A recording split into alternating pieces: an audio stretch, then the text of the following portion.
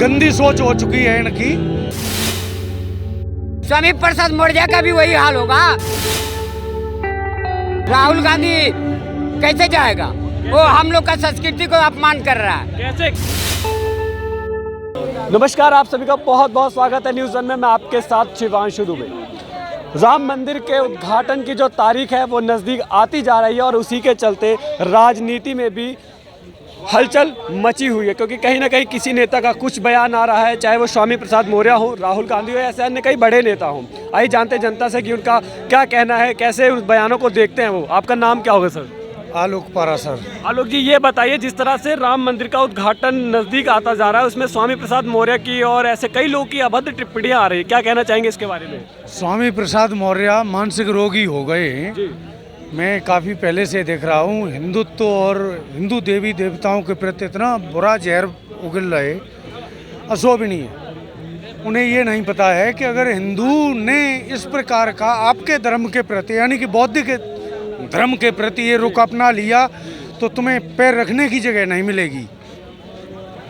बहुत बुरा लगता है उनकी भाषा सुन के। ऐसा नहीं बोलना चाहिए। भारतीय राजनीति में बने रहते हैं और अपने आप को दिग्गज नेता बताते हैं समाजवादी पार्टी के। नहीं, समाजवादी में तो कल से आ गए। वो तो उनकी तो कोई पार्टी ही नहीं है। हाँ, जिधर भजन देखते उधर लुढ़क जाते हैं, बिना तरीके लोटे हैं। इनकी कोई इमेज नहीं है।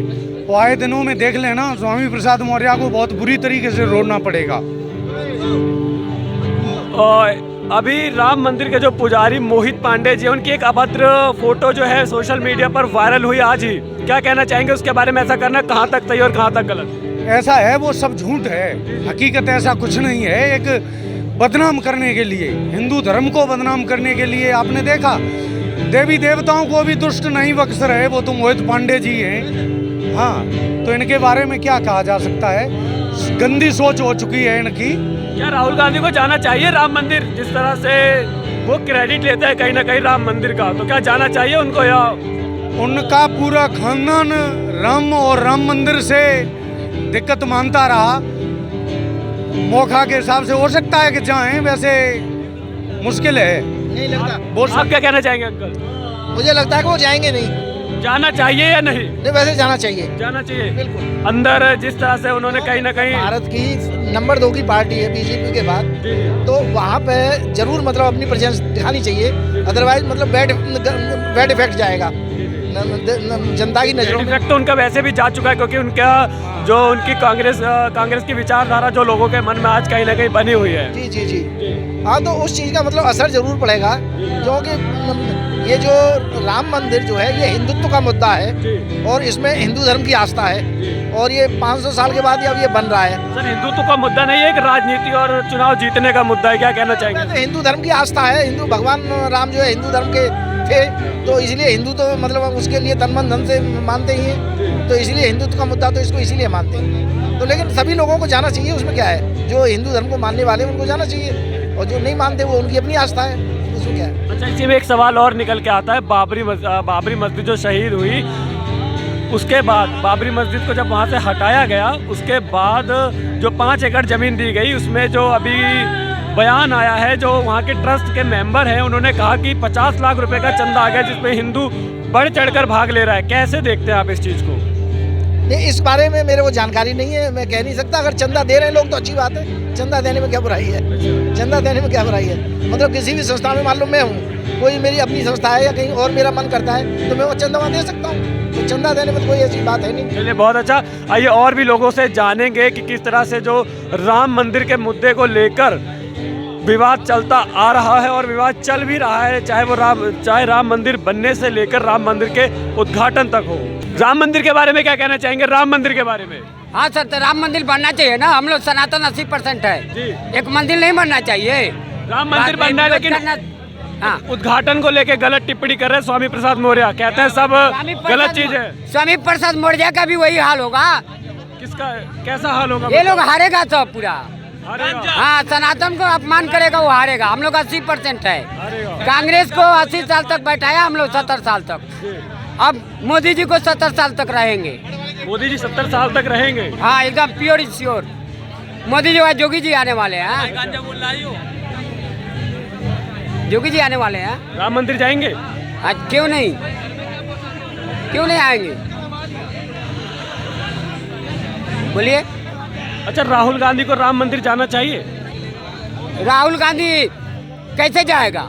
वो हम लोग का संस्कृति को अपमान कर रहा है। कैसे कैसे अपमान किया? बोलता है राम काल्पनिक है, सीता मैया काल्पनिक है, ये रामायण हम लोग का काल्पनिक बता रहा है, अपने हिंदू बन रहा। ये जो करेगा सनातन का अपमान कैसे सहेगा हिंदुस्तान, ये भी तो बताइए। वो बोलता है कश्मीरी ब्राह्मण है, कैसा कश्मीरी ब्राह्मण है? आधा कश्मीरियों को मार दिया गया, आधा कश्मीर को मुसलमान बनाया, तो कैसा कश्मीरी ब्राह्मण है राहुल गांधी? ये भी तो बताइए। वो ब्राह्मण नहीं है, पर वो बताते तो ब्राह्मण है। वो मंदबुद्धि का आदमी को कैसे प्रधानमंत्री बनाएंगे? सर, आप क्या कहना चाहेंगे? किस पे राम मंदिर बन रहा है सर? स्वामी प्रसाद मौर्य ऐसे कई बड़े नेता टिप्पणी कर रहे हैं कि गलत है, राम मंदिर एक छलावा है, सिर्फ एक धोखा है, ये सब आडंबर है एक तरह का। क्या कहना चाहिए सर? जिसकी जैसी मानसिकता, जिसकी निगाह में जो हमारे आदर्श हम सम्मान करेंगे। कोर्ट का फैसला आया था, स्वागत किया हमने। अगर कोर्ट कहता मस्जिद बनेगी तो उसका भी स्वागत करते अपन लोग। तो ये नहीं कोर्ट के साथ चल रहे हैं अपन लोग, लड़ रहे हैं, कानून के हिसाब से लड़ रहे हैं, ये नहीं मानसिकता लोगों एक की। चीज और, आज ही के दिन जो राम मंदिर के मेन पुजारी नियुक्त हुए हैं मोहित पांडे, उनका एक अभद्र फोटो बहुत तेजी से वायरल हो रहा है और लोग कह रहे हैं कि क्या ऐसे को राम मंदिर का पुजारी बनाना चाहिए। कैसे देखते हैं आप सोशल मीडिया पे एक्टिव रहते हो, जी। एडिटिंग में आपको पता है कितना पावर है, जी। तो कुछ भी हो सकता है। देखो, जब तक प्रमाणित नहीं हुआ है कि ये उन्हीं का फोटो रियल फोटो है, कैसे बोल सकते हो आप? लेकिन कैसे आज जब राम मंदिर के मेन पुजारी के साथ ऐसा हो सकता है, तो कैसे लगता है कि हम कैसे सेफ रहेंगे या क्या? आप मेन पुजारी की बात करो, राष्ट्र अपने जो देश के प्रधानमंत्री जी, हैं, जी। उनके साथ मीम बन जाता है। आपने देखा होगा हैशटैग मेलोडी, जी। तो उनको नहीं छोड़ रहे, तो ये तो महंत है, अपने प्रमुख महंत हैं। तो मीम वाले कुछ भी कर सकते हैं, विपक्ष वाले कुछ भी कर सकते हैं। एक चीज़ और निकल कर आते हैं यहाँ पर कि 5 एकड़ जमीन जो मस्जिद के लिए दी गई थी, वहाँ पर अभी कुछ दिन पहले ट्रस्टी का बयान आया कि बढ़ चढ़कर जो है चंदा आ रहा है, 50 लाख तक हो गया, जिसमें हिंदुओं ने बहुत ज़्यादा योगदान दिया है। आगे 300 करोड़ का इसका टारगेट है। कैसा लगता है कि हिंदू भी उसमें जाकर बढ़ चढ़कर दान कर रहा है? तो हिंदुओं की अपनी अपनी वो है, मत है भाई। 80% हम लोग हैं। भाई हिंदू भाईचारा मानता है, हिंदुओं की तरफ से चलता है, वो सारे धर्मों को एक समान मानते हैं। ये नहीं है कि ये मुस्लिम है। राम मंदिर के लिए मुसलमानों ने भी किया है, ये भी तो पूछो। हाँ, मैं वही जा रहा, क्या लगता है? यही जो दान पुण्य की आप बात कर रहे जी। हैं, मुझे हंसी भी आ रही है सुनकर। क्या यही अरे नहीं यार, नहीं, बताइए। क्या यही दान पुण्य मुसलमानों ने भी, जब राम मंदिर बनने का मुद्दा उठा था, उन्होंने भी आगे बढ़ के दान पुण्य किया था राम मंदिर बनने के लिए? प्रश्न तो ये आता है। देखिए, हिंदू को बेवकूफ़ बनाना, सनातनी को, भारतीय संस्कृति को पागलों की तरह आगे रख कर और लोगों का अपना अपना मतलब साधते हैं, ठीक है। लेकिन समस्या यहाँ पर ये आती है कि हमारे लोग तो इस्लाम के साथ, इस्लाम के लोगों के साथ भाईचारा रखना चाहते हैं, क्या वो भी रखना चाहते हैं हमारे साथ? क्वेश्चन तो यहाँ आता है ना। आप कहाँ खड़े हुए हैं? दिल्ली का सीएम कौन है? केजरीवाल जी ने क्या कहा जब उन पर FIR करने की बात हुई कन्हैया कुमार पर? उन्होंने क्या कहा? विपक्ष पार्टियां खाली मुस्लिमों का समर्थन करती है। वो मुस्लिम छोड़ो।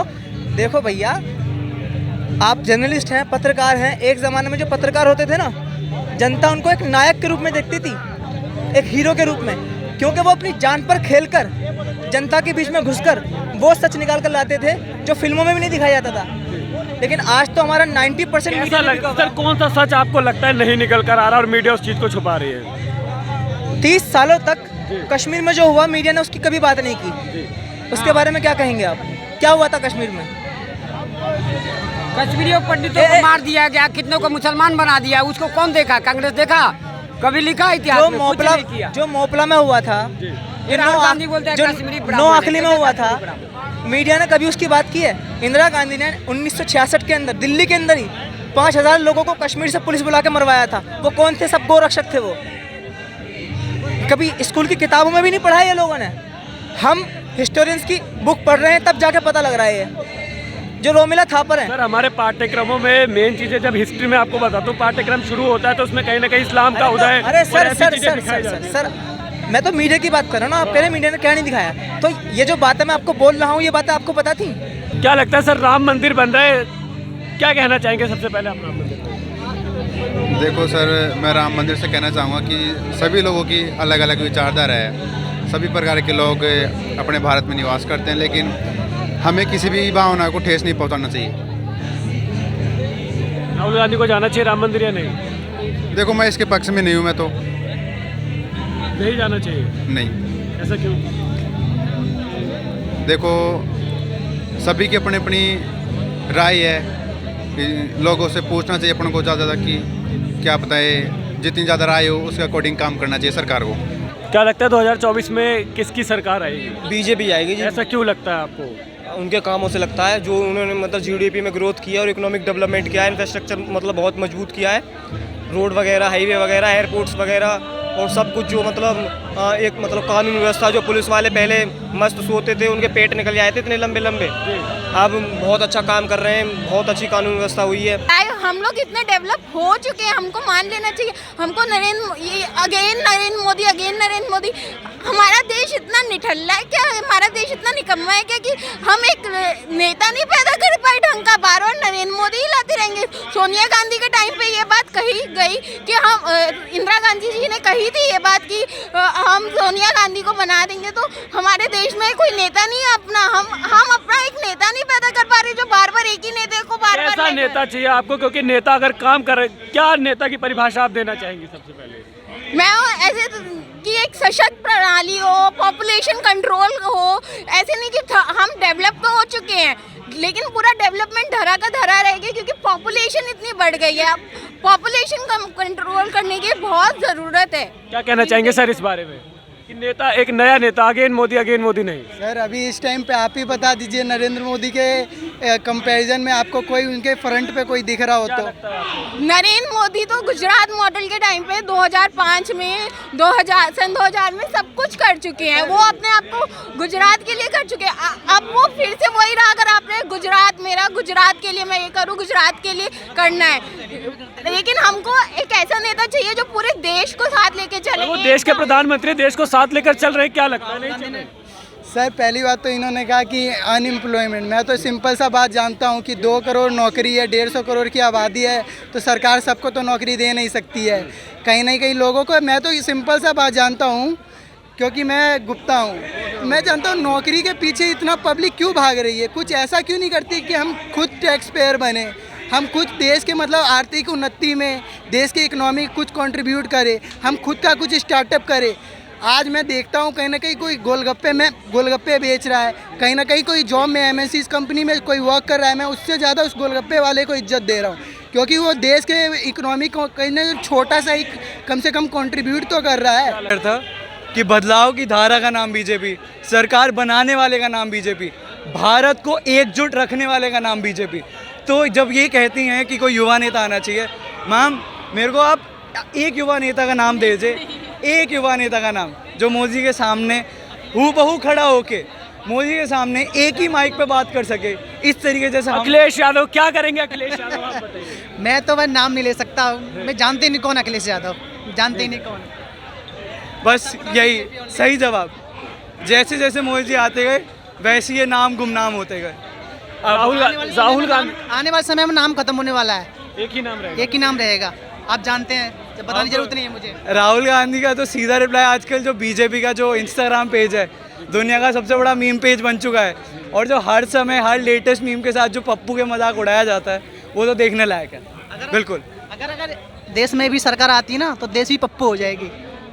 क्या लगता है सर कहना? देखिए, और एक बात है कि कोई मोदी जी जो हैं वो गुजरात के समय से अपना कारनामा दिखाता आ रहे हैं। उन्होंने कश्मीर में गए, लाल चौक पे खुद गए, बिना की सिक्योरिटी के गए।